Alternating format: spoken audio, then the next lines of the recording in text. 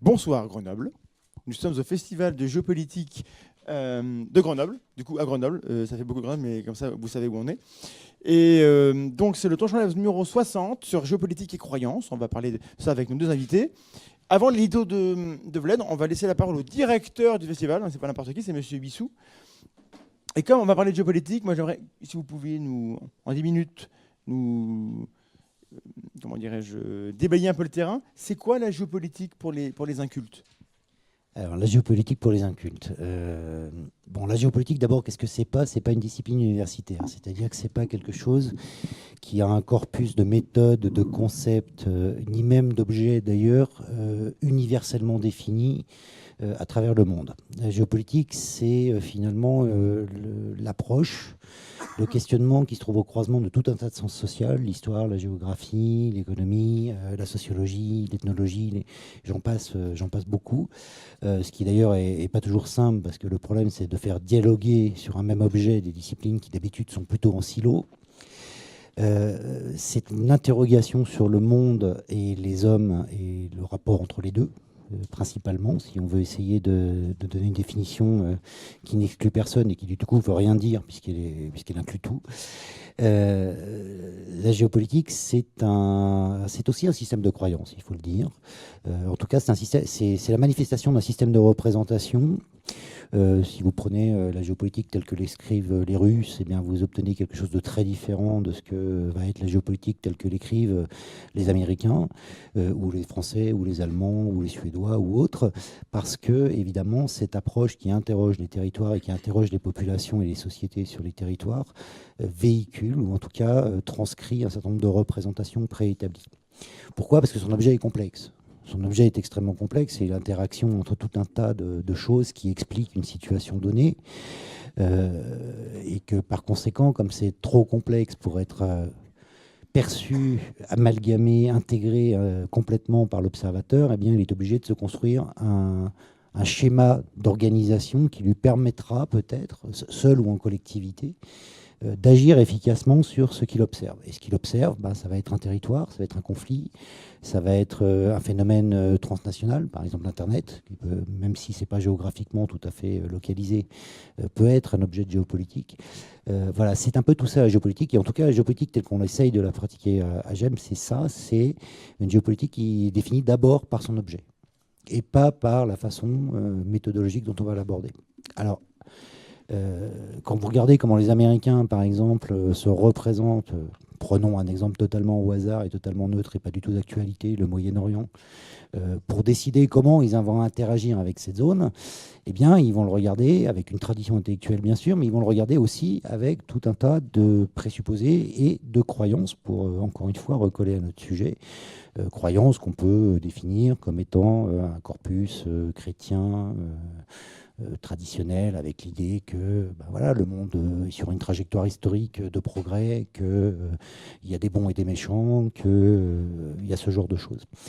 Si vous prenez le monde chinois qui pense le monde différemment, quand il va écrire sa géopolitique, et il va l'écrire avec une volonté de l'écrire de manière pragmatique, scientifique et efficace, hein, attention, pas comme quelque chose d'évanescent, eh bien, il va nécessairement quelque part se glisser des concepts comme la Chine est au centre du monde, donc le Moyen-Orient, c'est un peu la périphérie, ce qui va dire que les priorités ne sont pas nécessairement les mêmes, que la vérité d'un moment au Moyen-Orient ne sera pas forcément la vérité d'un autre moment, et puis que les vérités qu'on peut appliquer au Moyen-Orient ne sont pas forcément applicables à d'autres. Parce que, par exemple, l'esprit cartésien européen ne fera pas du tout et essaiera d'établir des règles valables là comme ailleurs, en tout temps, pour essayer de construire une science. Donc il y a plein de croyances là derrière.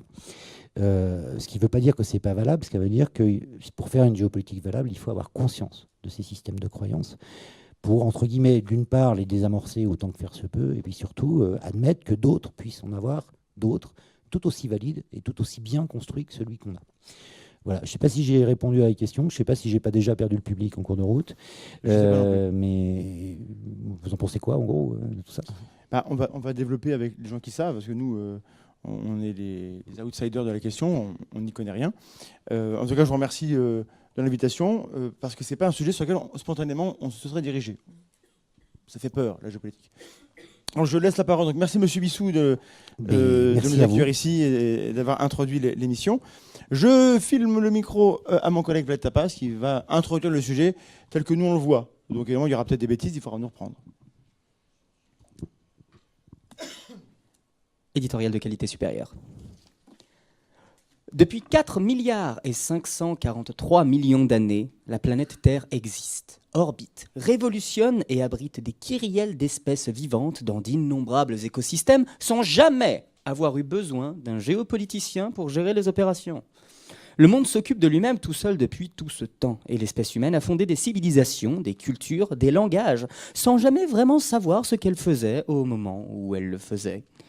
Aujourd'hui, nous préférons connaître les conséquences de nos décisions, de manière à éviter les catastrophes qui ont essaimé l'histoire brouillonne de notre espèce tumultueuse. Guerre, épidémie, révolte, famine ou grève de la SNCF dans le pire des cas.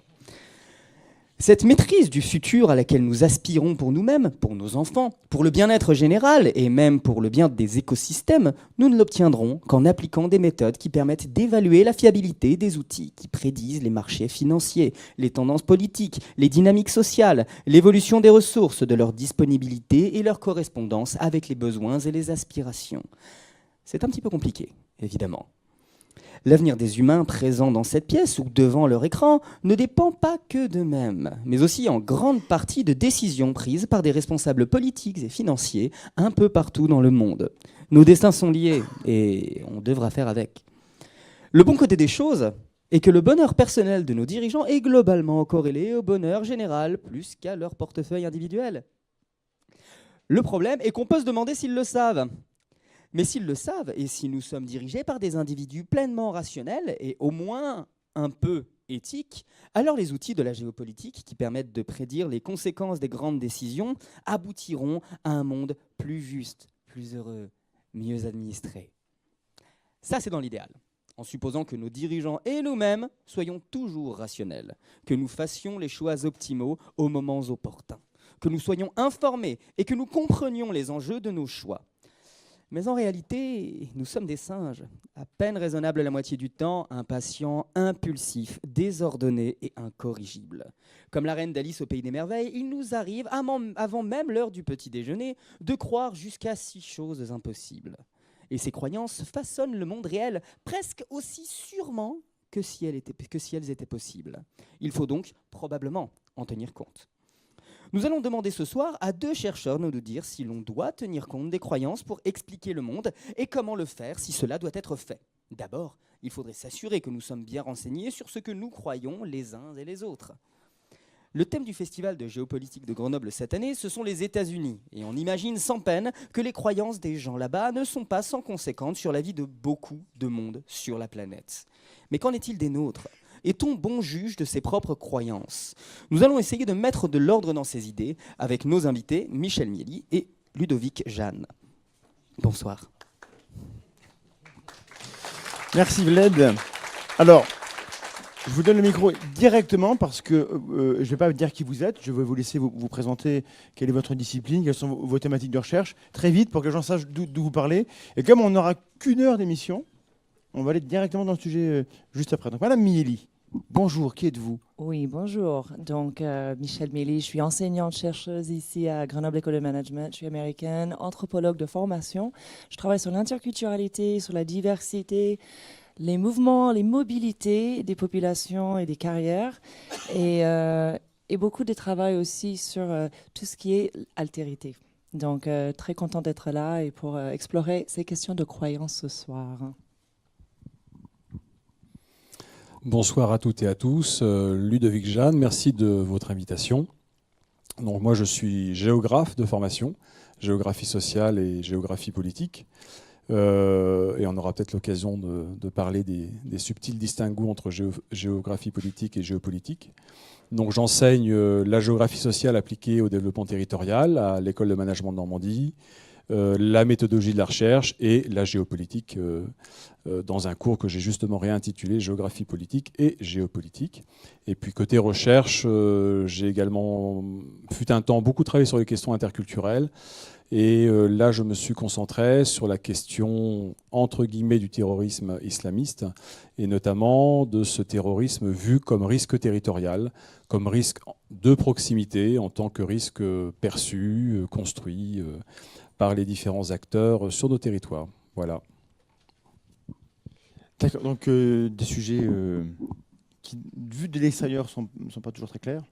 Donc, comme le thème c'est les États-Unis, on va partir un peu de là pour parler un peu des croyances que ces Américains, États-Unis, auraient ou n'auraient pas, et notamment sur qu'est-ce qu'ils croient, et est-ce qu'ils savent ce qu'ils croient. Et après, on aura nous, qu'est-ce qu'on croit, et est-ce qu'on sait qu'on croit ce qu'on croit.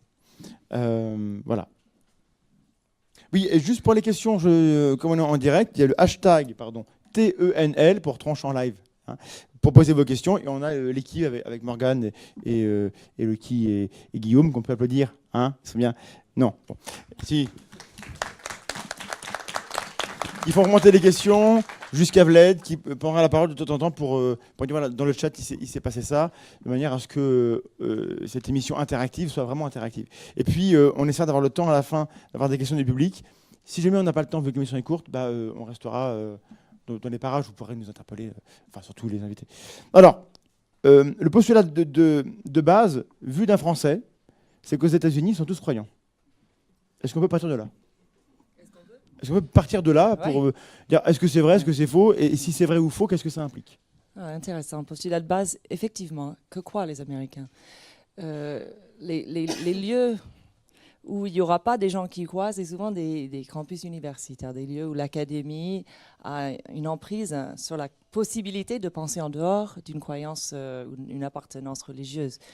La vraie question, c'est, comme le postulat de base, en général, est on croit, la séparation de l'Église et l'État aux États-Unis est basée sur une autre idée qui est la pluralité ou le pluralisme religieux. Donc il y a une séparation de l'Église et de l'État, mais c'est sur l'idée que l'État ne doit pas favoriser une Église en particulier, sinon favoriser la diffusion de beaucoup de religions différentes. Mais il n'est jamais question de se demander si Dieu est mort, si Dieu n'existe pas. Donc ça, c'est une chose. Autre chose qu'on peut dire, c'est qu'effectivement, les Américains, à partir de là, croient dans beaucoup de choses qui sont intéressantes pour un Français, notamment que l'avarice est une bonne chose. Pourquoi ?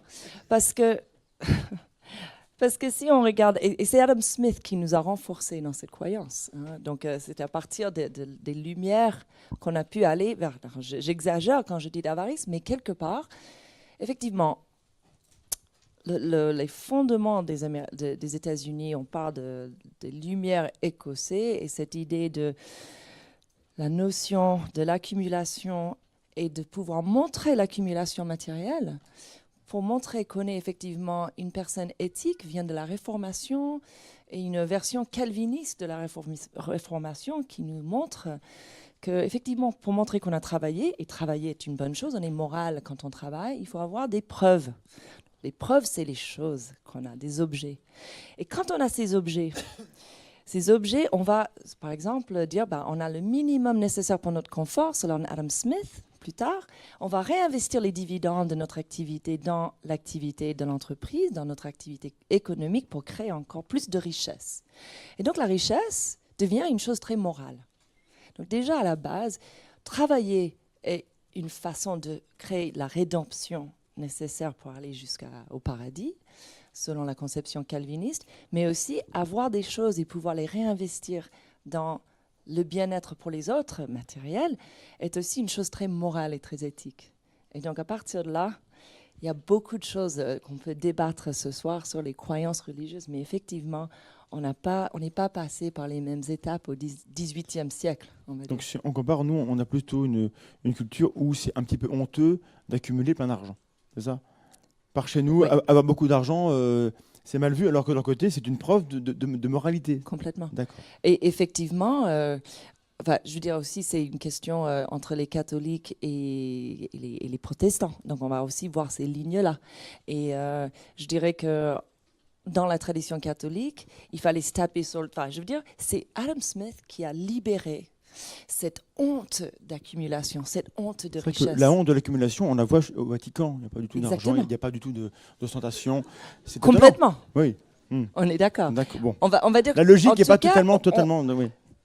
c'est dans la Bible que c'est plutôt rentrer dans l'œil d'une aiguille. Le chat de l'aiguille. Le chat d'une aiguille, un homme riche aura autant de facilité à rentrer dans le paradis que rentrer dans le chat d'une aiguille. Que pour un chameau. Donc, ouais. Et à partir de là, il y a toujours eu cette interprétation de, il faut par exemple, jusqu'au capitalisme qui s'est vraiment développé, il fallait toujours que c'est un péché la richesse, il fallait payer rétribution à l'Église, il fallait toujours cette notion de devoir à l'Église. Si on est riche, on est honteux, on est des pécheurs. D'accord. Et c'est Adam Smith qui a libéré ça, qui a dit non, c'est une bonne chose. C'est Mais à partir de là. Dans la relation du pouvoir, peut-être Ludwig Jahn, entre parce que nous, on a en France l'idée qu'on a réussi à séparer l'État et l'Église.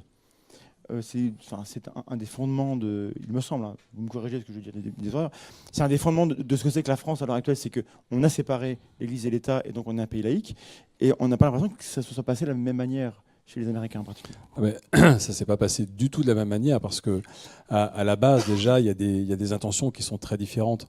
Par exemple, si vous prenez, puisque vous l'évoquez, la loi de 1905.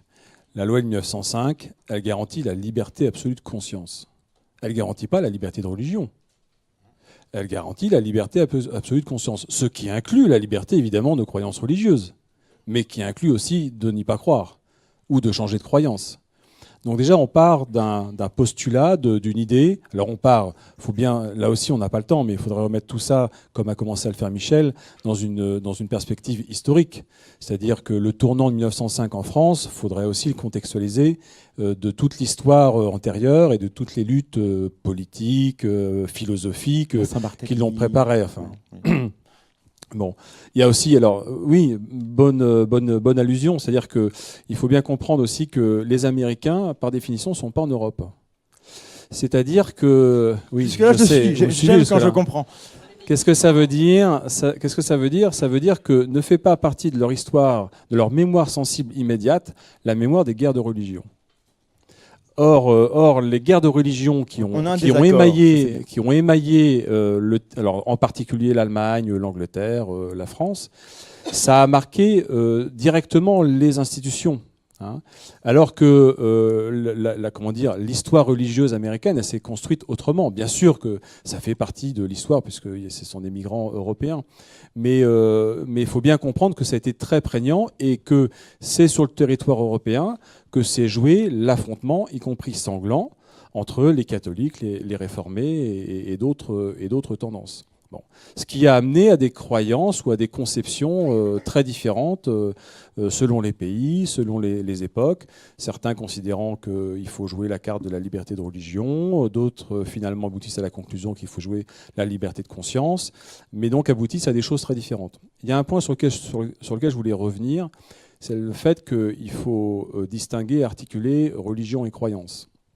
C'est-à-dire qu'évidemment, la religion est une affaire de croyance, mais pas que. Et il n'y a pas que en matière religieuse qu'il y a des croyances.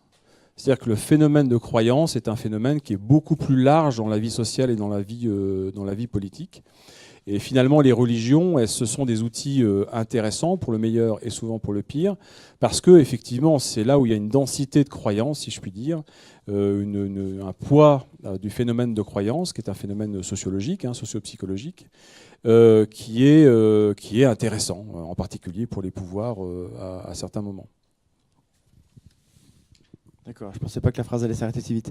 Donc on a évoqué l'idée avec Michel Milly que l'athéisme aux États-Unis, il était localisé donc dans les universités. Donc vu de nous, on a l'impression qu'ils sont tous croyants et puis qu'il y a à part des chercheurs qu'on connaît bien parce qu'ils parlent de ça. Et comment se passe ? Est-ce que sociologiquement, il n'y a pas une nouvelle génération qui a un rapport différent avec la religion ? Est-ce qu'il y a une sociologie ? Est-ce qu'il faut être diplômé pour prendre du recul par rapport à ça ? Et est-ce qu'il y a une géographie aussi de ça ? Mais là, bon, très vite, parce que non, on pourrait passer 5 heures à en parler. Il y a un phénomène géographique, c'est sûr. Les côtes, les deux côtes sont plus urbanisées et surtout avec plus d'échanges.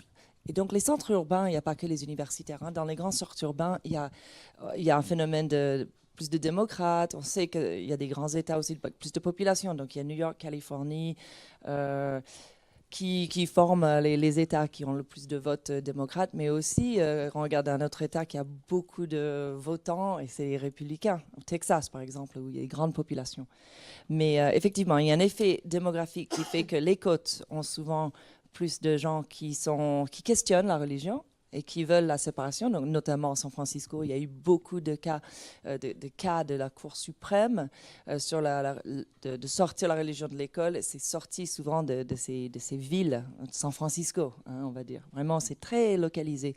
C'est pas que sur les campus universitaires. Mais effectivement, les universitaires américains se réclament les progressistes du pays qui, eux, ont pu participer, par exemple, au New Deal de Roosevelt, au mouvement de droits civiques. Donc, ils se réclament aussi cette importance aussi. Aujourd'hui, ils trouvent qu'il manque d'agence ou de pouvoir, effectivement, dans ces questions politiques actuelles. Mais juste pour revenir sur la question avant, donc, pour dire, est-ce que les Américains, est-ce qu'il y en a qui ne sont pas croyants? C'est difficile parce que toute personne qui arrive, il trouve une pléthore d'églises. Donc, il y a même des églises qui sont pour des gens très progressistes, qui sont des Unitarian Church, par exemple.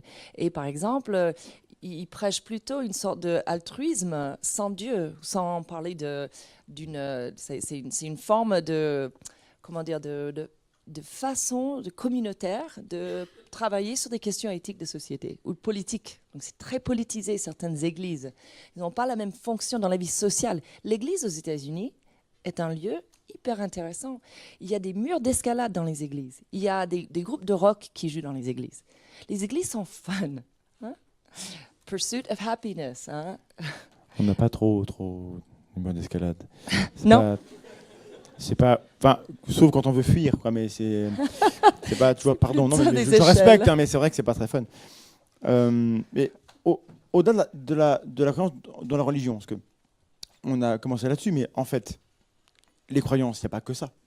Et il y avait notamment, on peut pas prendre l'émission, je crois que c'est Ludovic qui avait évoqué l'idée qu'il y avait un biais très différent entre comment les gens se représentent eux-mêmes dans le monde, entre les Américains et les Français, avec un biais pour l'action ou un biais pour autre chose. Est-ce qu'on peut partir là-dessus pour montrer un peu qu'il y a ces croyances que voilà, autant être croyant en Dieu, on s'en rend compte qu'on croit ou qu'on ne croit pas. Autant là, peut-être qu'on peut croire sans savoir qu'on croit. Oui, absolument.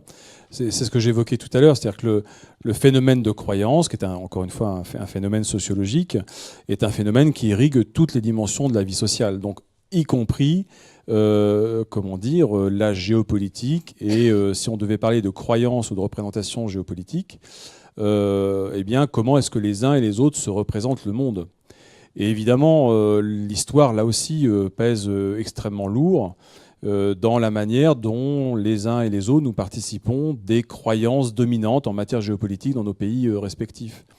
Par exemple, puisque géographe, je vais prendre des exemples liés à la géographie. Si on prend le cas des États-Unis, les Européens sont très surpris quand ils arrivent aux États-Unis parce qu'ils découvrent des espaces vastes. Ils ont l'impression que tout s'est construit et tout continue de se construire comme si on ne pouvait jamais manquer d'espace. Bon, ce qui est extrêmement différent de beaucoup d'autres lieux, que ce soit l'Europe ou encore plus de manière tranchée le Japon. Nous sommes à Grenoble, où vraiment c'est pas très, et même les couloirs sont étroits. On s'est rendu compte. Mais comparé au Japon, par exemple, c'est encore encore très large. On est encore vachement à l'aise là. C'est bon. Par contre, donc pourquoi? Mais quand on regarde la manière dont l'espace américain s'est construit, c'est un espace qui s'est construit par dilatation continue pendant des décennies. Et non seulement par dilatation continue, mais en plus, c'est sans doute le seul État au monde qui s'est construit, en tout cas autant, par achat de son territoire. Bon. Donc le territoire, c'est un truc qu'on peut acheter, qu'on peut monnayer, qu'on peut dilater, qu'on peut agrandir, et qui semble ne jamais devoir s'arrêter au demeurant. La Louisiane appartenait à la couronne française? Oui. Oui, la Louisiane fut française. La Louisiane, on a vendu ça pas cher en plus. Non, de toute façon, quand on vend de tel patrimoine, c'est jamais cher par rapport à ce que ça représente sur le long terme. Bon. Vous prenez maintenant du côté français le poids de l'histoire sur la manière dont nous voyons et dont nous croyons que le monde fonctionne ou devrait fonctionner en matière géopolitique. Bon, je vais la faire très très brève, mais Louis XIV, le roi Soleil, ben, il suffit de rayonner. Et ça, c'est une des croyances géopolitiques les plus typiquement françaises. La croyance dans le fait qu'il suffit de faire des trucs tellement exceptionnels que les autres le verront. Et donc, il n'y a rien à faire. L'exception Et française. Non, l'excellence française. L'excellence Voilà, française. plutôt l'excellence française. Voilà. C'est-à-dire que c'est tellement bon que les autres vont le voir, quoi. Et donc, quelque part, ça mène à une forme d'inaction aussi. Je dirais pas de paresse, mais en tout cas d'inaction. Parce que l'ingénieur qui sort le truc génial de son labo et de son cerveau, ou du cerveau d'un groupe d'ingénieurs, il se dit, bah ouais, il suffit de le montrer, ça va se voir que c'est génial. Mais ça ne fonctionne pas comme ça. Et ça fonctionne dans notre monde d'aujourd'hui encore moins comme ça que par le passé. Tant qu'on était entre Français ou gens connaissant suffisamment bien les Français, encore je ne le dis pas, mais dans notre monde donc globalisé, ça ne fonctionne plus du tout comme ça. Maintenant, et les anglo-saxons il faut faire savoir maintenant. Oui, et puis les anglo-saxons qui, eux, sont très tournés vers l'influence, les relations d'influence. C'est d'ailleurs, enfin, moi j'ai l'occasion de l'enseigner, il y a des milieux où c'est vraiment difficile de faire comprendre la différence entre rayonnement et influence.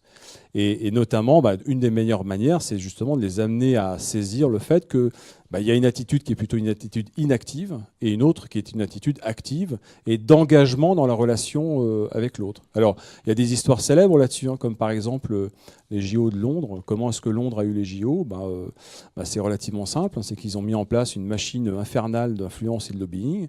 Et puis en France, dans les bureaux, dans les ministères, on répondait à des gens qui posaient des questions. « Oh, vous savez comment ça va se passer ? Jacques Chirac va appeler le CIO et Paris aura les Jeux Olympiques. » On a vu comment ça a fini. C'est vraiment tellement dommage qu'on ne les ait pas eus. Ce n'était que partie remise. Voilà, du coup, on les aura quand même. Voilà. Et on est d'ailleurs très heureux. Voilà. Je déborde de joie. Tout cet argent dépensé à des fins vraiment très utiles. Mais les Jeux Olympiques et la géopolitique, c'est une grosse affaire de croyance. Hein. Et ben voilà. Donc on y croit ou on n'y croit pas. Voilà. Je suis olympiciste. Hein, je sais pas comment. Bon. Et donc du coup, on aurait donc ce biais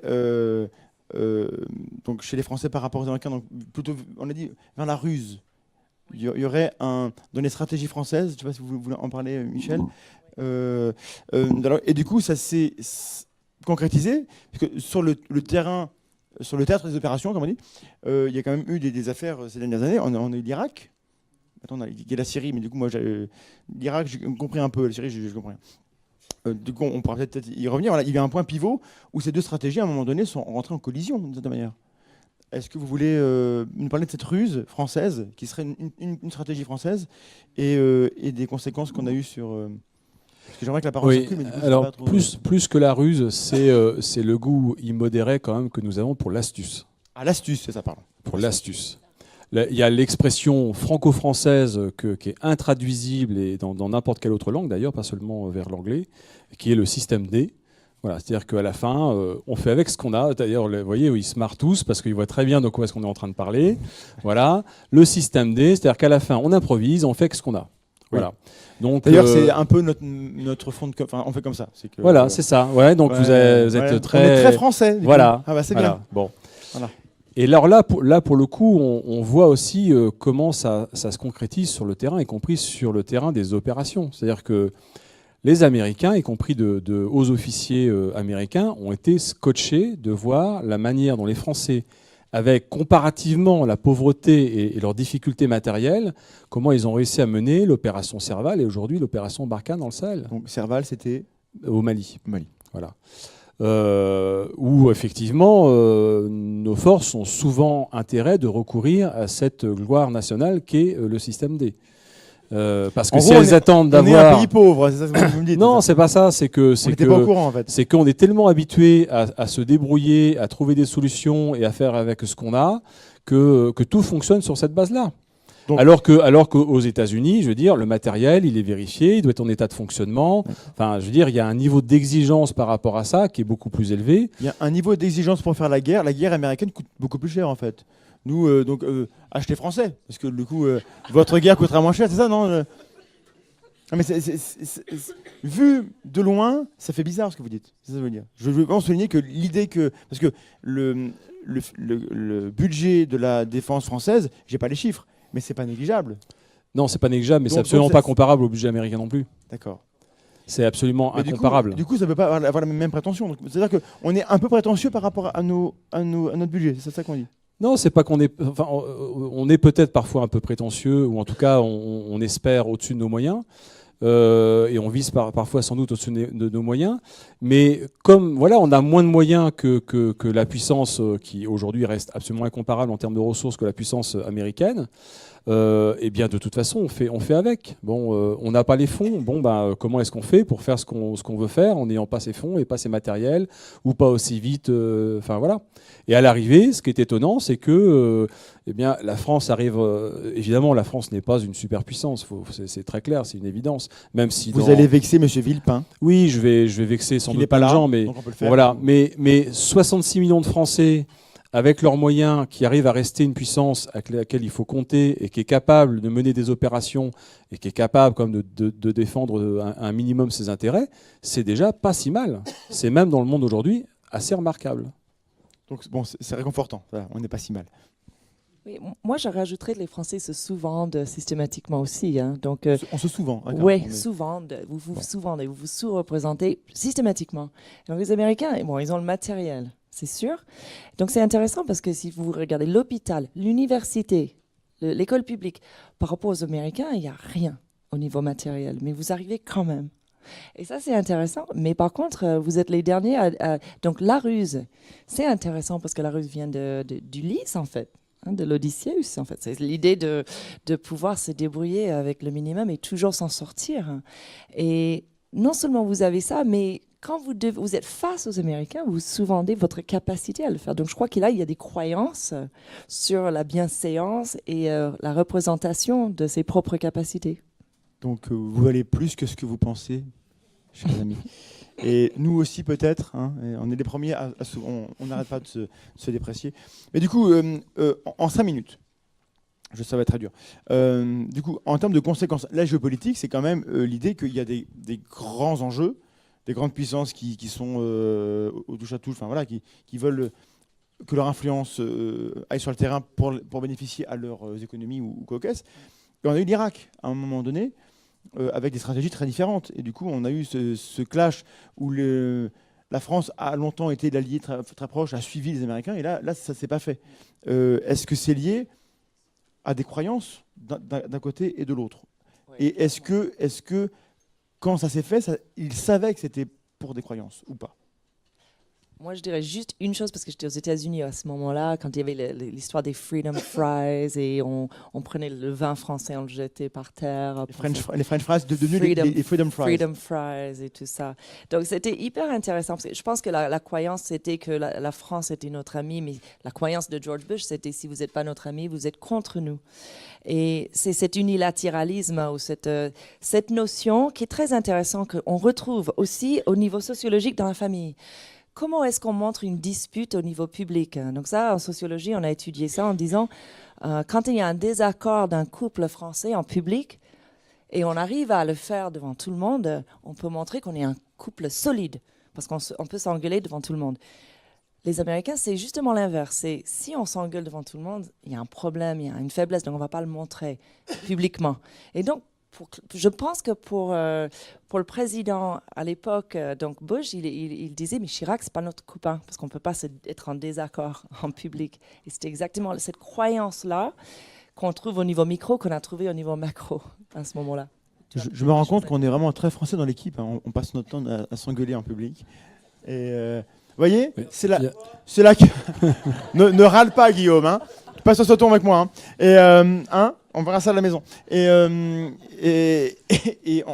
on s'en rend pas compte que ça paraît naturel. Peut-être que ça peut choquer des gens, mais en effet, cette idée que puisqu'on se permet de dire les choses comme ça, de manière un peu vive en public, c'est parce que justement, on sait que c'est sain comme relation. Et donc, il n'y a pas du tout cette idée-là en Amérique. Regardez, par exemple, le harcèlement sexuel. Je dirais que ici, attendez. Alors, je n'ai pas harcelé sexuellement mes collègues. Non. Pas trop, Guillaume. J'arrête maintenant, j'arrête. Mais juste très, très rapidement, parce que c'est un grand sujet, mais c'est lié à ça aussi. C'est-à-dire que publiquement, il y a des comportements qu'on a dû contrôler parce que les Américains, comme il y a beaucoup de choses qui sont effectivement selon nos croyances, sur la bienséance avec le genre opposé, très restrictive au travail, il n'y a pas de nature, c'est pas possible la drague naturelle aujourd'hui, depuis un certain temps. Mais comme ça se passait comme ça, quand il y avait des moments de détente, par exemple les happy hour le vendredi soir, il y avait des comportements extrêmes, mais extrêmement vulgaires et extrêmement choquants par rapport au français, il ne comprendrait pas. Et par contre, le français, il va pouvoir exprimer des choses de façon un peu plus libre, historiquement, dans la vie quotidienne, ce qui fait qu'il ne va pas avoir besoin de boire pour montrer des choses qui sont pour lui de sa nature humaine et voilà, libidinale. Et donc ça, c'est effectivement, on a eu besoin de lois aux États-Unis parce que les comportements étaient tellement excessifs que c'était vraiment extrêmement répréhensible. Avec le binge drinking, c'est ça? Par exemple, ou même juste boire trop. Et le deuxième verre, déjà, les gens se désinhibent à un point qui est impressionnant par rapport à un Français ou un pays latin. Donc on retrouve ça dans les pays effectivement protestants. Vous vouliez enchaîner? Oui, mais ça va pas être facile. Oui. on parlait de l'Irak. Donc je reviens sur l'Irak alors. On va faire ça. Je fais ça. On fait ça. Alors il y a plusieurs choses qu'il faut rappeler en fait dont tout le monde a connaissance, mais qu'il faut se remémorer. C'est avant l'affaire d'Irak, il y a eu évidemment la guerre d'Afghanistan et elle-même issue des événements du 11 septembre. Et là, déjà, on a tout de suite vu comment les croyances et les différences de croyances étaient activées par ces événements dramatiques. Rappelez-vous, si je me souviens bien, janvier 2002, le discours de George W. Bush sur l'axe du mal. C'est un truc pour des Français, c'est énorme. C'est énorme. Je veux dire, comment est-ce qu'on peut, comme ça, du jour au lendemain, diviser le monde en deux d'une manière absolument manichéenne? Il y a le blanc, il y a le noir, il n'y a absolument rien entre deux. Et en plus, à l'époque, alors ça n'a sans doute pas paru évident à absolument tous les Français, mais à certains, je pense, en plus, à l'époque, en mettant dans cette affaire d'axe du mal des affaires qui étaient pas en cause. C'est-à-dire que du jour au lendemain, la Corée du Nord, axe du mal, l'Iran, axe du mal, l'Irak, axe du mal. Donc en termes de vision du monde, de diplomatie, etc., il y avait vraiment là déjà une rupture dans la manière d'appréhender la réaction post-11 septembre. Alors c'est vrai que la position n'était pas du tout la même non plus.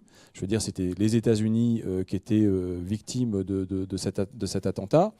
Mais quand même, c'est un mode de réaction qui a sans doute paru énorme, je pense, à beaucoup de Français. Qui sent plus la théologie que la politique.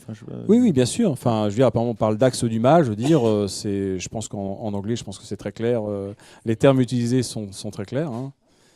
Donc là, on était déjà dans quelque chose qui peut vite, en tout cas dans certains milieux, dériver vers un messianisme, une mission divine, la nécessité de se battre contre le diable, contre le mal absolu.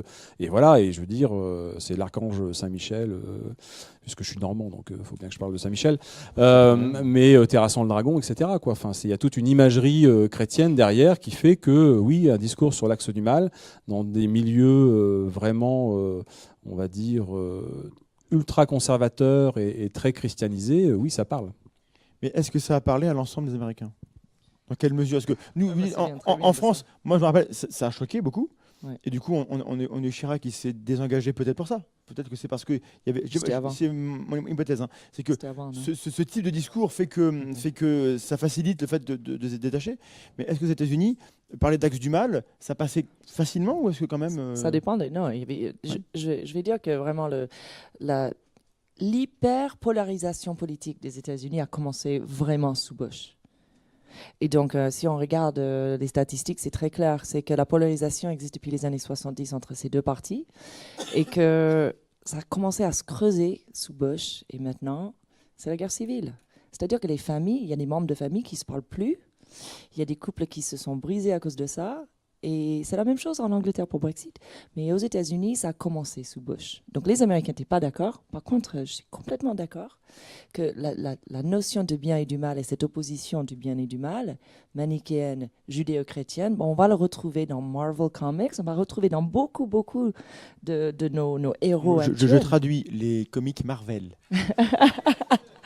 Les super-héros, quoi. Voilà. C'est et on va dire que dans les pays occidentaux, on aime ça. On Oui, aime bah, dans les pays... Enfin, tout le monde aime, mais les Américains, ils le prennent au sérieux. Donc, certains.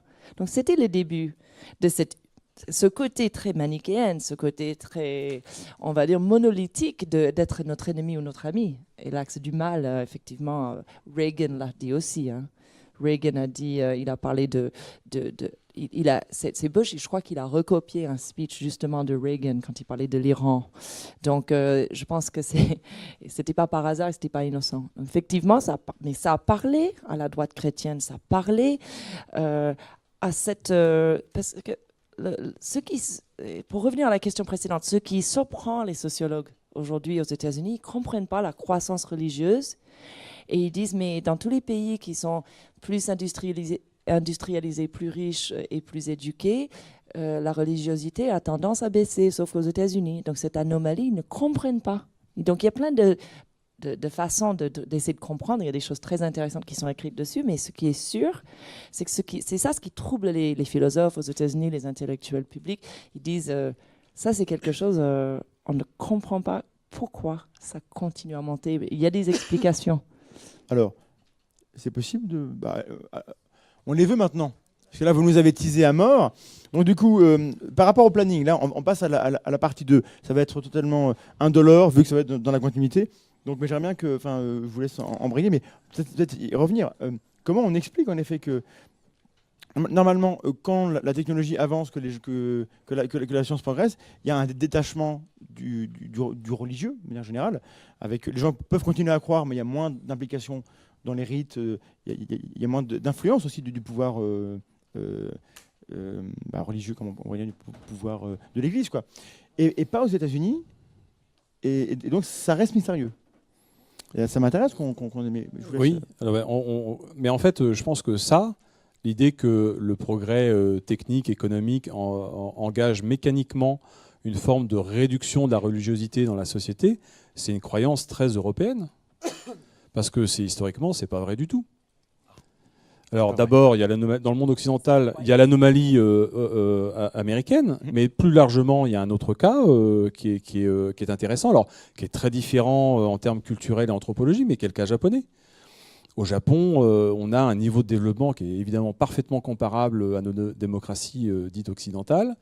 Il n'en reste pas moins que le rapport au religieux, alors il s'est transformé, il a muté, comme d'ailleurs il a muté aussi aux États-Unis et dans nos sociétés. Mais comment dire, les croyances religieuses, les convictions religieuses, les pratiques religieuses traditionnelles au Japon n'ont pas été rayées de la carte avec le développement du Japon, et rayées de la vie avec le développement du Japon après-guerre. Donc ça, c'est une croyance chez nous. En fait, l'évolution séculaire, ou nous, Français, on dirait laïque d'une société, elle est beaucoup plus liée à des processus sociaux et à des luttes politiques et philosophiques, plus qu'aux standards matériels d'évolution de la société. Il se trouve que historiquement, il y a eu à peu près, c'est notamment le cas en France, à peu près une co-occurrence historique entre les deux phénomènes. Donc ça nous a sans doute laissé penser que l'un avec l'autre. On aime bien voir des causes, des liens. Mais oui, mais de la même manière que les Américains étaient convaincus, convaincus que la libéralisation économique en Chine générerait mécaniquement la libéralisation politique. Bon, on voit où est-ce qu'on en est aujourd'hui avec Xi Jinping. C'est dur de faire des expériences qui prévoient sur c'est le problème de la géopolitique, c'est qu'on ne peut pas prévoir, on ne peut pas mettre la Chine en laboratoire, puis voir ce que ça va donner.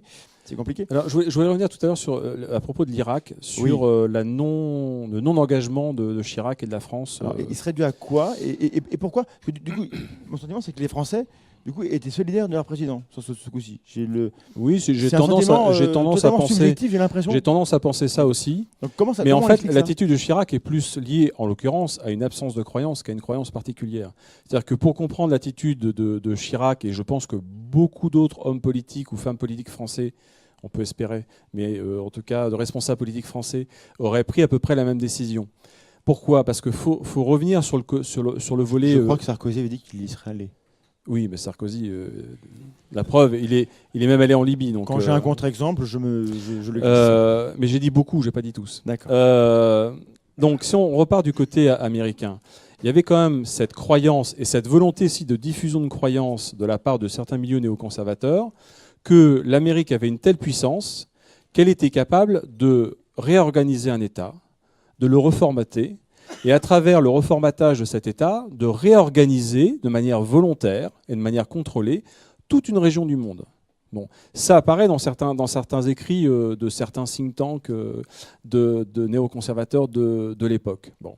Alors, quelles que puissent être les raisons, y compris des raisons très intéressées de la part de certains décideurs américains, de provoquer la guerre d'Irak, alors sur des bases qu'on sait aujourd'hui être absolument fausses, il n'en reste pas moins qu'il y avait quand même cette croyance dans toute une partie des dirigeants américains, cette croyance qu'on peut le faire, que c'est faisable, qu'au niveau de connaissance, de puissance qu'on a atteint, on est capable de faire quelque chose comme ça. Et en face, il y a un Chirac qui sans doute se dit, j'y étais pas, hein, donc je suppose, hein, mais qui sans doute se dit au moins deux choses. La première, c'est que ses services de renseignement lui confirment qu'il n'y a pas d'armes de destruction massive en Irak, donc il sait que l'administration Bush ment. Et deuxièmement, je pense qu'il est convaincu dès le départ que ça va générer un désordre et un effondrement de l'État irakien qui sera préjudiciable à toute la région et d'une manière générale à la sécurité internationale. Et donc il refuse de suivre les Américains, là-dessus. Et donc est-ce qu'il n'y a pas une sorte d'hybris américain dans cette idée que on peut agir et redessiner le monde et du coup, c'est un petit peu, quand moi j'entends géopolitique, et peut-être que d'autres sont comme moi, c'est ça qu'on voit. On se dit, c'est des gens qui entre eux décident de comment on va faire en sorte que le monde soit comme ça dans 20 ou 30 ans. Et là, ils se sont plantés, hein, quand même, enfin, j'ai l'impression. Complètement. Mais je pense que de toute façon, c'est pas la même chose qui se passe en Afghanistan. C'est intéressant. Je pense qu'on a appris beaucoup de choses du modèle impérialiste européen quand même. Et je pense qu'il ne faut pas l'oublier. Donc je crois qu'effectivement, les Américains, ils ont un pragmatisme et aussi une sorte de croyance dans leur capacité à vaincre le mal et ce qu'ils définissent comme le mal. Et donc effectivement, c'était populaire pour certains il y a une orientation action. Par contre, si on revient, par exemple, si on regarde la France, je pensais à une croyance qui est très forte, qu'on va retrouver partout, c'est les droits universels. L'idée qu'on peut rayonner à travers les droits de l'homme dans le monde et avoir cette croyance qu'on pourra apporter de la lumière, par exemple, dans les endroits comme Algérie 1830 ou en Afrique. Et on s'est retrouvés tous, les Américains, les Anglais, les Français, à partager le Moyen-Orient avec la ligne Sykes-Picot et le pipeline qui allait du nord vers le sud. Et effectivement, ces croyances-là, on retrouve les croyances impérialistes très différentes et divergentes. Les Américains, c'est la destinée manifeste. C'était ma question de l'après. Ouais. Les Français, ce serait les droits universels qui doivent rayonner dans le monde. La culture, donc voilà, etc. L'idée, c'est que il y aurait un peuple élu, quoi, dans la manière dont les États-Unis gendarmes du monde. Enfin voilà, mais c'est peut-être une croyance que nous on a. Dans quelle mesure ces concepts qu'on calque sur la manière dont on pense que les Américains se pensent, est-ce que c'est vrai ? Et quelles conséquences ça a sur la manière dont ils perçoivent, comment on les perçoit, c'est ce que je veux dire. Ouais. Parce que d'un seul coup, ils se rendent compte que les Français qui étaient leurs potes, d'un seul coup, ils ne sont pas totalement alignés, donc du coup, il y a un décalage. Est-ce qu'il y a quand même des nuances dans leur vision du monde ? Il n'y a pas que les gentils et les méchants.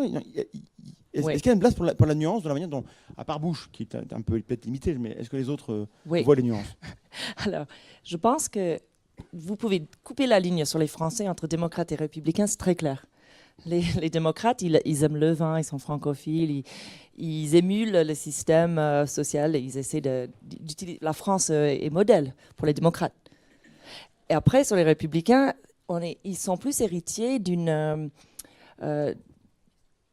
perception des Français qui date de la Deuxième Guerre mondiale. du French bashing on va retrouver dans la presse anglaise, on va le retrouver sur les sites web des Républicains. Et donc, ils n'étaient pas surpris. Ils ont dit encore les Français, on ne peut pas compter sur eux. Déjà, regardez ce que De Gaulle nous a fait après avec le plan Marshall, etc. Ils sont dégueulasses, ils ne respectent pas. Donc voilà, sur les lignes démocrates républicains, on va trouver des pour ou anti-français. Après, l'idée d'être le gendarme du monde, je crois que beaucoup de gens, jusque-là, jusqu'à Bush, je crois qu'ils croyaient vraiment qu'on était là pour apporter effectivement la démocratie, la lumière. Mais je pense que je reviens parce que Ludovic a parlé de l'influence et de la vente d'influence. Et c'est très intéressant parce qu'effectivement, aujourd'hui, on est beaucoup plus cynique parce que à partir des années 80, l'influence des lobbies américains est allée vers l'extérieur de plus en plus. Ils ont vendu l'influence dans d'autres pays comme l'Ukraine ou comme au Moyen-Orient. Et donc les lobbies américains qui étaient un produit purement domestique, ils se sont exportés sur d'autres pays, vers d'autres gouvernements. Et c'est pour ça qu'aujourd'hui, on a ces problèmes, par exemple, avec la Russie, qui a eu une influence dans nos élections. C'est lié à... On leur a donné les armes d'influence qu'ils ont retravaillé contre nous. Donc, complexe.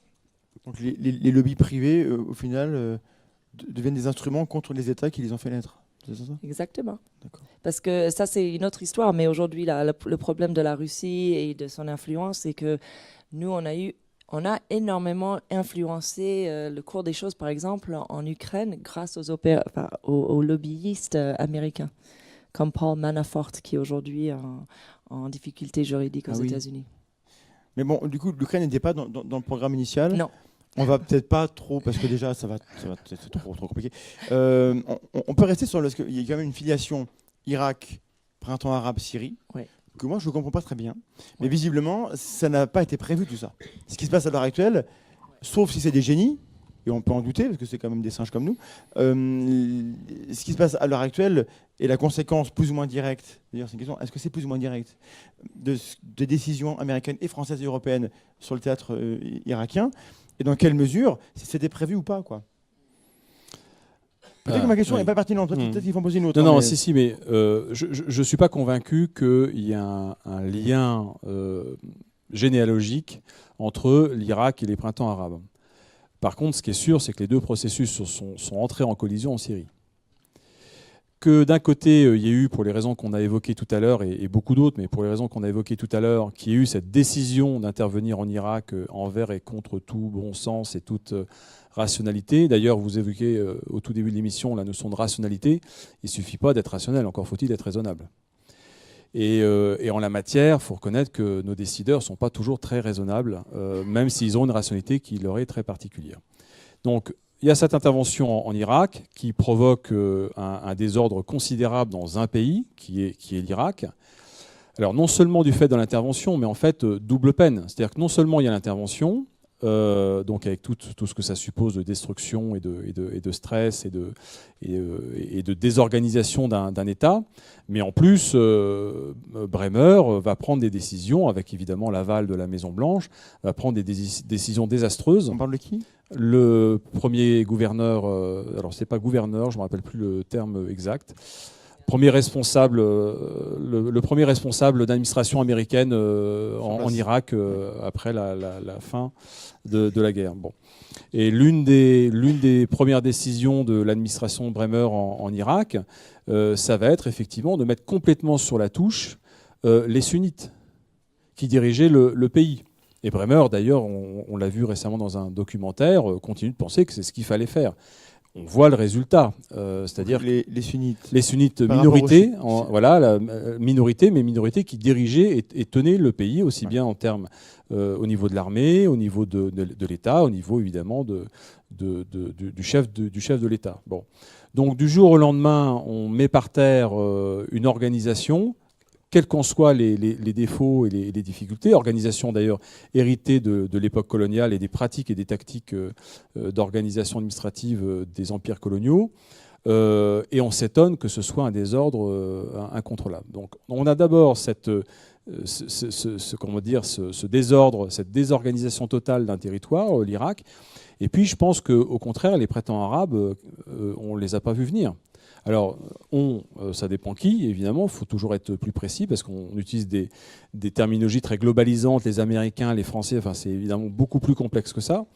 Mais par exemple, dans le cas tunisien, il y avait toute une partie des spécialistes diplomates français qui disaient la société tunisienne va très mal, ça va mal se passer. Il va se passer quelque chose. Évidemment, ils ne disaient pas dans le mar de café, donc ils n'étaient pas capables de dire où, quand, quoi, mais ils disaient il va se passer quelque chose, que ça va vraiment trop mal. D'ailleurs, on lance un appel aux astrologues. Voilà. Bonne à un idée. moment donné, voilà, prévoyez ce genre de choses, c'est utile. Et donc, une fois que ce mouvement s'est engagé, avec les effets évidemment de propagation qu'on connaît, eh bien, les deux processus se sont effectivement rencontrés en Syrie, c'est-à-dire printemps arabe en Syrie, avec les réactions qu'on connaît du pouvoir syrien, et puis des mauvaises décisions, notamment de la part des Occidentaux, et en particulier d'Obama, qui mènent à la situation dans laquelle on est aujourd'hui. Je vous rappelle qu'au tout début de l'affaire syrienne, il n'est pas question de Daesh, et il n'y a pas de Russes en Syrie. Oui. Ça a changé, quoi. Mais on m'a mis un panneau comme quoi il restait 5 minutes. Je pense qu'il reste un quart d'heure en fait. On m'a dit 30. Hein. Ah, mais on a trop de trucs à faire. Donc les questions, elles ne sont pas dans la vidéo. On les fera entre nous. Parce que donc, on a, et c'est un beau sujet, on a des conséquences avec à l'heure actuelle des attentats un peu partout qui se réclament du conflit syrien qui s'exporterait. Et quand on est français, donc là je m'intéresse plutôt au côté français, on se demande dans quelle mesure les décisions prises chez nous ont réellement eu un impact qui justifierait qu'il y ait un retour de bâton. Dans quelle mesure est-ce qu'on mesure bien l'impact international de ce qui se passe chez nous, y compris les décisions internes par rapport au j'oublie le nom, l'interdiction, pas du tchador, mais j'oublie le nom, du voile, etc. Est-ce que ces décisions-là sont vraiment perçues à l'extérieur et peuvent conduire des actions terroristes ou autres, des mouvements par rapport à ce qu'on perçoit de notre croyance à nous? Les causalités ne sont pas aussi directes, à mon avis. Évidemment, tout ça, comment dire, les postures françaises par rapport aux religieux et à la religion dans la vie sociale et dans la vie publique, évidemment, tout ça, c'est du matériau idéal pour des organisations djihadistes type Al-Qaïda ou État islamique. Évidemment, c'est du matériau. Mais que ce soit du matériau, ça ne veut pas dire que c'est une cause. Ce sont deux choses tout à fait différentes. C'est un alibi, peut-être. Et là-dessus, il faut lire les travaux de différents chercheurs américains, français, d'autres qui ont été menés, et qui montrent bien que l'émergence de l'État islamique, c'est quelque chose qui vient de relativement loin, qui vient au moins du milieu des années 2000, en termes d'idées, en termes de conception stratégique et tactique. Et même plus loin, je dirais d'une manière générale, les approches extrêmes, on va dire, de l'islam, elles ont une histoire qui est multiséculaire.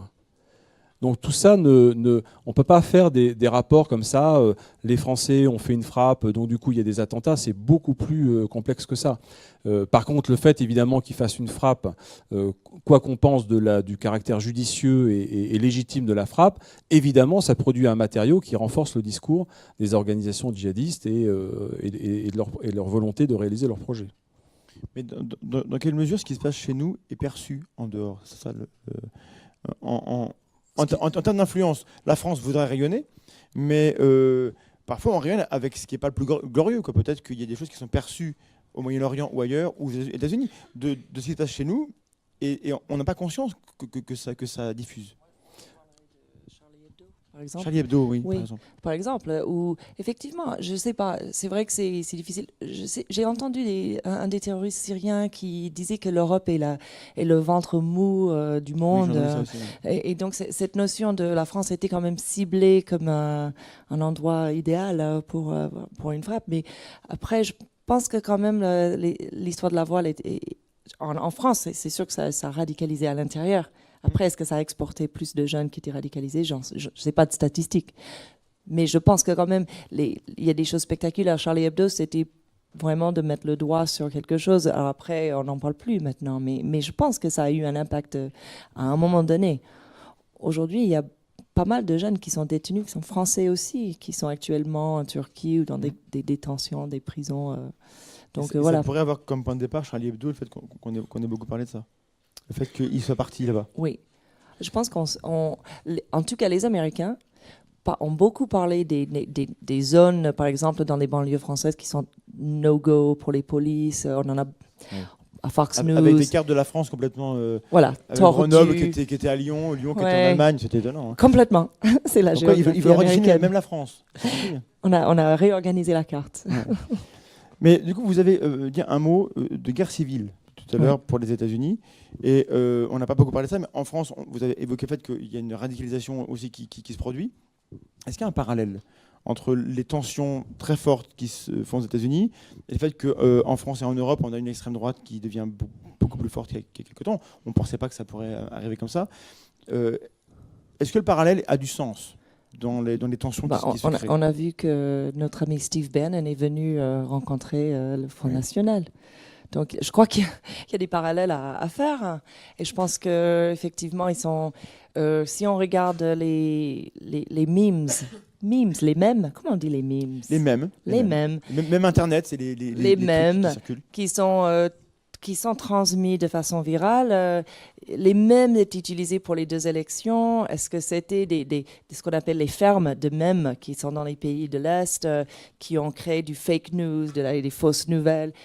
Ou est-ce que c'est vraiment ces jeunes utilisateurs sur 4chan et Reddit et toutes ces plateformes qui effectivement se retrouvent dans une sorte de alternative right, la droite alternative? Je crois qu'il y a quand même des parallèles à faire aujourd'hui. Un mouvement de jeunes néofascistes. D'accord, donc il y a une dynamique qui se ressemble. Est-ce que c'est pour la même raison? Je pense que c'est pour les mêmes raisons. Je crois qu'il y a vraiment à la base, on est dans une logique néolibérale qui fait que la classe moyenne aux États-Unis, elle est détruite.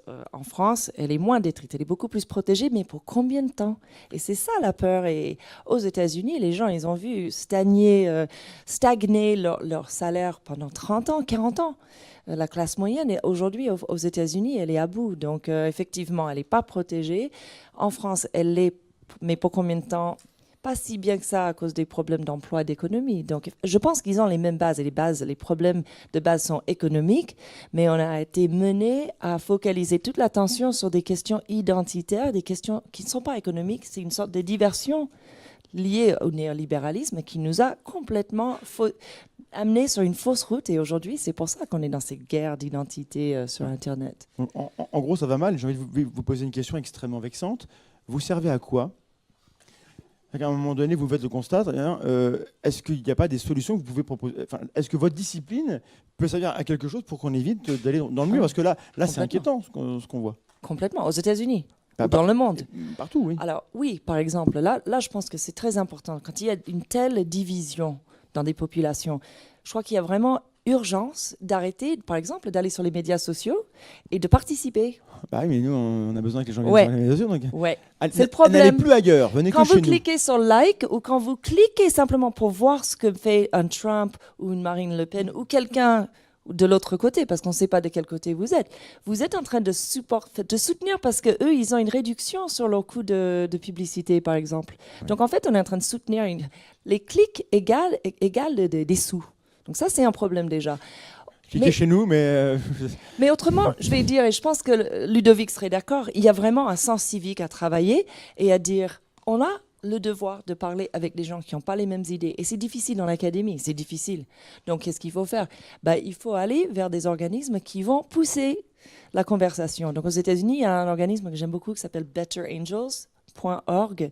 Et ils obligent les conversations à avoir lieu entre ces gens opposés. Parce qu'aujourd'hui, et je crois que c'est le problème, justement, c'est que les deux camps voient l'autre comme désillusionné, complètement naïf. Et du coup, il n'y a plus de discours possible. Et effectivement, il va falloir sortir, trouver le moyen d'avoir une sorte d'effort à travers des communautés au lieu de juste parler. Donc, je pense que chacun dans son travail peut trouver un moyen de faire attention de ne pas rentrer dans une sorte de chambre à écho où on est dans un univers extrêmement homogénéisé, où on ne parle qu'avec des gens qui sont d'accord avec nous. Et c'est très difficile sur les médias sociaux. Et ça fait partie des choses qu'on préconise aussi, le fait de ne pas être dans des bulles de filtre où on s'enferme, parce que du coup, et de ne pas supprimer la parole de l'autre. Parce que si on n'entend pas ce que l'autre qui pense différemment pense, bah, on n'a pas d'argument pour le contrer. Donc du coup, on va voir et du coup, on voit arriver ces forces politiques qu'on n'avait pas vu venir. Et en fait, elles pèsent beaucoup, mais personne ne les écoute parce que, enfin voilà. Alors, je dis des bêtises, mais à quoi on sert? Corrigez-moi. Voilà. À À quoi, quoi est-ce que on vous servez, sert monsieur Jeanne, s'il vous plaît? Je me pose la question tous les matins, ou presque, et pas en me rasant. Et d'abord, tous ont produit des travaux. Donc on a à un moment donné une certaine compréhension de certains processus. Et pour qu'on serve à quelque chose, il faudrait déjà qu'on nous pose des questions. Je vous pose la question. Non, mais pas vous. Je pense aux décideurs. Ah oui. Il faudrait déjà qu'on s'intéresse à ce que les chercheurs en général font et produisent comme travaux.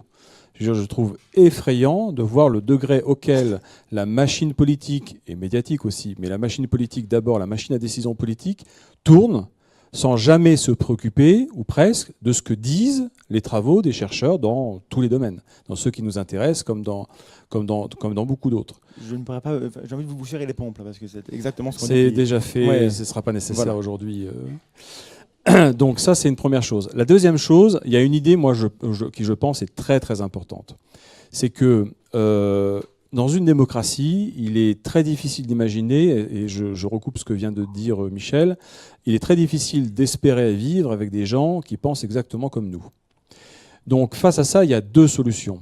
Ou bien on s'organise pour vivre chacun chez soi, ou bien on accepte de débattre, de discuter, d'échanger des idées de manière contradictoire, en constatant éventuellement les désaccords. Mais à la fin, si on veut effectivement vivre ensemble, il faut bien accepter des compromis. Et des compromis, ce n'est pas une compromission dans la vie politique. Et donc, il faut absolument dévaloriser systématiquement les attitudes qui poussent à la surenchère, à l'affrontement. Parce qu'on est dans des systèmes, et moi je pense que, alors aux États-Unis, je pense que la situation est plus dramatique qu'en France, mais c'est quand même ce qui est en train de nous arriver. C'est-à-dire que dans tout débat, et notamment dans les débats politiques, le but unique, c'est de chercher à prévaloir sur l'autre. Ce n'est pas une issue dans un débat démocratique. Ce n'est pas une issue. Parce qu'à la fin, il va bien falloir réussir à faire vivre tout le monde ensemble. Donc il va bien falloir trouver de toute façon un terrain d'entente minimal. Sinon, on s'arme tous et puis on verra qui reste à la fin. C'est d'avoir des sièges. C'est pas de. Comment ? Leur but, c'est pas que ça aille mieux. Enfin, pardon, je vais faire mon cynique. Non, mais là, on peut soupçonner que leur but, ce soit juste d'être élu. Non, mais je vous parle pour justement. Ça, il faut que l'autre soit bien. Il faut rabaisser l'autre pour être élu. Comment vous voulez qu'il fasse? Mais pour autant que les électeurs acceptent de voter dans un jeu politique qui fonctionne comme ça. Donc il ne faut plus voter. Donc non, il faut voter, mais il faut que Michel parlait d'attitude civique. Il faut dévaloriser systématiquement, à commencer par l'échelon local, l'échelon micro, toutes les attitudes justement qui ont un but en fin de compte d'extrémisation du rapport de force, de l'affrontement, qui fait qu'à un moment donné, on ne trouvera pas de terrain d'entente. Et c'est compliqué parce que nos intuitions nous poussent à aimer les conflits et à catégoriser les gens. Oui, puis à être sûr d'avoir toujours raison. Bah, moi, je sais, parce que j'ai raison. Mais, donc là c'est la fin. C'est encore un sujet autre qu'on aurait pu aborder. Et dans croyances, il y a beaucoup de choses. Dans tout ce qu'on a fait, on parlait bien des croyances, mais il y a plein de facettes.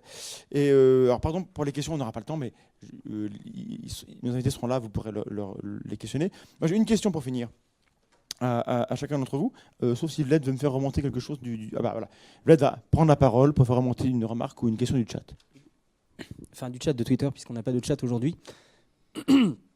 Quelqu'un qui demande: cette thèse des politiques identitaires comme moyen de détourner l'attention des dégâts d'un néolibéralisme débridé me semble dépassée. Ces idéologies prolifèrent dans des pays comme la Suisse ou en Scandinavie, où pourtant les classes moyennes souffrent beaucoup moins. D'accord. Alors, peut-être c'est démodé. C'était une question d'Ariane, qui est dans la salle en plus. D'accord. Alors, moi, je vais dire ce que je pense là-dessus. Je pense que tout simplement, quand on regarde les États-Unis, on voit que ce qui nous a amené à la situation actuelle, c'est les gens ont été muselés par rapport à ce qu'ils pouvaient dire. Et c'est qui dictait ce qu'on pouvait dire par le politiquement correct? C'était les personnes dans l'académie qui se disaient progressistes. Et c'est une forme de conservatisme. qui a beaucoup nuit aux États-Unis parce que du coup, on ne s'est pas occupé de comment est-ce qu'on va pouvoir s'acheter un logement, comment est-ce qu'on va pouvoir avoir une université qui est un bon investissement parce qu'on va pouvoir rembourser la dette des études. Comment est-ce qu'on va avoir un système de santé qui n'est pas cassé, qui marche? Comment est-ce qu'on va réformer les droits sur le lobbying et sur le financement des campagnes? Donc toutes ces grandes questions, on les a ignorées pour plutôt s'occuper de tout ce qui est le droit de certaines minorités qui sont très importantes. Mais plus on a reconnu le droit de certaines minorités, et là, je vais avoir l'air d'être une conservatrice réactionnaire. Mais plus on a fait ça, plus on est rentré dans un tunnel de non-retour, un cul-de-sac, parce que chaque fois, il y avait d'autres réclamations à venir. Et donc, ça nous fragmente plutôt que nous. Donc, le problème du politiquement correct et de la politique identitaire actuelle qu'on vit, c'est que les libéraux, les gens de gauche aux États-Unis n'arrivent pas à s'en sortir. Ils se sont mis dans une sorte de piège. Et c'est exactement ce qui s'est passé. C'est prévisible qu'après, il y a quelqu'un qui dit les gens qui ne sont pas éduqués, la classe moyenne ouvrière en a marre qu'on leur dicte comment est-ce qu'ils doivent parler, quelles sont leurs manières. Et il y aura quelqu'un qui arrivera qui dira là, je vais ramener à la mode le sexisme ordinaire. Je vais ramener à la mode le racisme ouvert. Et c'est exactement ce qui se passe. Donc c'est ça ce que je voulais dire. Donc, en gros, la rhétorique et la logique de la gauche qui a voulu segmenter tous les droits des uns et des autres, Qui voulait reconnaître. à savonner la pente à celui qui a un discours simpliste, en fait. Bah oui. En étant trop compliqué. Bah, Ouais. effectivement, il n'y a pas une réponse simple, mais plus on a avancé, parce que plus un groupe réclame, un groupe avec une certaine identité minoritaire qui réclame des droits, plus elle est reconnue, plus ce groupe est reconnu. Le moment de la reconnaissance arrivé, elle se rend compte que ce sera jamais assez. C'est jamais fini la lutte. La lutte ouvrière n'est jamais finie en France, par exemple. Les luttes ne sont jamais terminées. Bon, je vais laisser Ludovic, il avait quelque chose à dire. Oui, non, sur cette question-là, oui, il y a la question de la différence, c'est-à-dire que nos discours et nos représentations ont évolué dans une direction qui est tout à fait préoccupante. C'est-à-dire que on dit à la diversité c'est bien, mais en fait, ce qui se cache derrière la diversité c'est bien, c'est toute différence est acceptable. A priori, toute différence ouvre un droit à la reconnaissance de cette différence, mais c'est absolument faux. C'est absolument faux parce qu'on ne peut pas construire une société sur cette base-là. On a que Si 2 on minutes, prend- c'est pas sympa de lancer un truc Ah, mais pareil c'est simple. maintenant, parce que là, on va s'en sortir. C'est très simple. Si on prend tout le monde dans la salle, on va trouver des tas de différences entre chaque individu ici présent. Oui. À la fin, il faut bien faire société. Donc toutes les différences ne sont ni bonnes ni acceptables. Les différences qui vont donner éventuellement des droits particuliers, au moins à titre temporaire, ou etc., ça doit faire l'objet d'un débat politique. Mais pas a priori. La différence n'est pas une bonne chose et ne doit pas être reconnue a priori. Dans une démocratie, ça doit faire l'objet d'un débat et toutes les différences ne sont pas bonnes à promouvoir. Je vais me garder d'avoir un avis là-dessus, mais c'est que j'ai pas le temps. En tout cas, merci beaucoup parce qu'on a effleuré, on se rend bien compte qu'il y avait encore plein de strates sur tous les sujets qu'on a abordés. C'est pas du tout des sujets que nous, on est habitués à traiter. J'aimerais bien avoir l'avis du public sur est-ce que vous voulez plus de choses comme ça. Moi, ça me paraît passionnant. Mais nous, on est en terrain complètement... autant on maîtrise un peu des sujets, autant là, on n'est pas sur notre terrain. Donc peut-être vous avez dit des horreurs absolues et on s'en est pas rendu compte. Bon. La salle n'avait pas l'air d'être totalement... Donc ça devrait aller à peu près. Mais voilà, en tout cas, c'est des sujets vraiment importants pour amener un peu de... Pour voir un peu... Est-ce qu'avec un peu de méthode, on peut distinguer le vrai et le faux? Je vous laisse la parole une dernière fois pour dire un truc hyper important en moins de 30 secondes. Avec quelle idée importante ou quelle idée fausse corrigée les gens doivent repartir ce soir? J'aimais bien la question à quoi vous servez. Est-ce qu'il y a une utilité pour les enseignants, pour les chercheurs? Et je pense que moi, j'ai l'impression que je ne pourrais pas travailler et faire des choses que je fais si je ne sens pas que ça va quand même avoir une contribution. Donc, c'est utopie, c'est idéaliste, mais ça va contribuer à améliorer ou au moins exposer certaines choses. Même si les gens qu'on aimerait que les gens qui vont faire de la politique, on aimerait bien qu'ils lisent. Donc, vraiment, les policy makers, les gens qui fabriquent la politique d'un pays. Par contre, il y a vraiment une chose qui est intéressante, c'est qu'on a parlé des croyances ce soir, et je pense que peut-être le rôle qu'on peut jouer face à nos jeunes, qui sont effectivement vraiment inondés d'informations et de beaucoup de bullshit, je vais le dire. Ça veut dire caca de sur le taureau, web. bullshit. Je pense qu'il faut... là, sur les croyances, on va pouvoir les armer. Et là, j'ai vraiment une conviction que nous, il faut qu'on soit vigilants, qu'on soit vraiment très proche de ce qui se passe dans la technologie en tant qu'enseignant. Si on est face aux jeunes qui sont, eux, des autochtones de cette technologie, il va falloir les armer pour pouvoir détecter que dans leur régime informationnel, il y a beaucoup de choses qui sont vraiment mauvaises. Et où est-ce qu'il faut s'attarder, où est-ce qu'il faut faire attention. Donc au niveau de l'esprit critique, c'est des nouvelles armes. Et il faut que nous, on soit armés, mais aussi on peut les aider à détecter leurs propres biais implicites, leurs propres croyances. Tout le monde en a. On est socialisé pour en avoir. Ça fait partie de notre évolution humaine. Mais ça devient de plus en plus important à détecter, à révéler tout ce qui est implicite en nous et tout ce que nous prenons comme allant de soi, donc tous ces préjugés qui peuvent résulter dans des pratiques discriminatoires de comportement. Donc, plus d'esprit critique. Voilà. Oui, on est d'accord, on est assez d'accord. L'idée, oui. L'idée, moi, que je voudrais mettre en avant, c'est de nous efforcer tous de lutter contre l'ethnocentrisme, et y compris l'ethnocentrisme géopolitique.